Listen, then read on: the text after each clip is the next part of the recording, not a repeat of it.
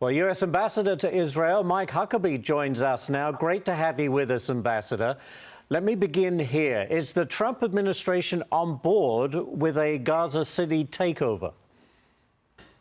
Well, what the president has said is he respects that Israel has a right to do what it has to do in order to try to get the hostages out in this horrible conflict and make sure that Hamas is no longer thinking they have a future in Gaza. That's exactly what the president has also articulated. Hamas can't stay, they can't govern, they have no future there. So it seems that just from the surface that both countries are on the same page. Nobody wants this. Everybody would like to have seen a negotiated settlement, but Hamas kept changing every time there was something close to a settlement. They'd move the goalposts. They would add something, take something away. So don't blame this on the U.S., Hamas. Don't blame this on Israel. This is on you, Hamas. You started this war, and you decided you don't want to finish it, but somebody has to. There has been some dissent in Israel among the population as well as some military leaders, as Greg Palcott just outlined. With regard to the hostages, Ambassador, could such a move be a death sentence for them? Because Hamas has, to your point, has made no concessions.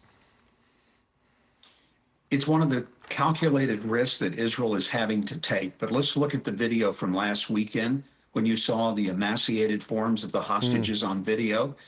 If they stay there in that condition, they're going to die. So I think the prime minister is looking at this and saying, yes, it's possible that it could create a worse problem for the hostages, but how worse that can it get than Hamas making them dig their own graves when their arms are the size of pencils? It's just a disgusting display of savagery on the part of Hamas. The people in Gaza, I've been there. What they say is they want nothing to do with Hamas anymore. Hamas has murdered their family members. They've starved them. They sell them food that was supposed to be humanitarian. It has to come to an end. There's no pretty way out of this. Let's not kid ourselves. But at some point, Hamas has to understand they have no future there. They're not going to stay any more than the Nazis could have stayed in Germany after World War II.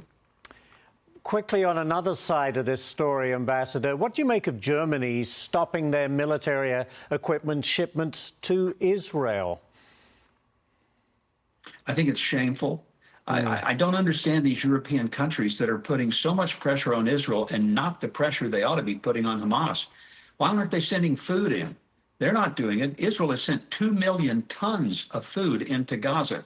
And I've asked this question, can't get an answer. Can anyone tell me in the history of the world, has a country that has been attacked been expected to feed the country that attacked it and made sure they had plenty to eat, even as they were making sure that the hostage that attacking country held didn't get a bite of food?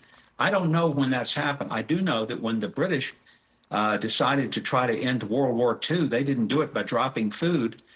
They dropped bombs all over Dresden to bring an end to it.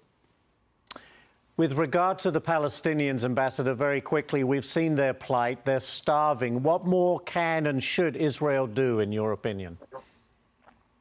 Well, Israel could end this, and then the food will start flowing. The UN could quit pretending that they're serious about feeding people, since 87% of the food that they have gets stolen or looted. So there's a crisis, there's a problem. Some of it may not be as bad as the media has presented it, because some of their pictures turned out to be fake. Right. But there's hunger there. Everybody understands that. But maybe getting Hamas to quit would be the right solution, which is interestingly what the Arab League said. Hamas should disarm and release all of the hostages at once. Maybe we ought to be listening to the Arab League instead of the Europeans and Canada. We'll leave it right there. Ambassador Huckabee, great to talk to you. Thank you, sir.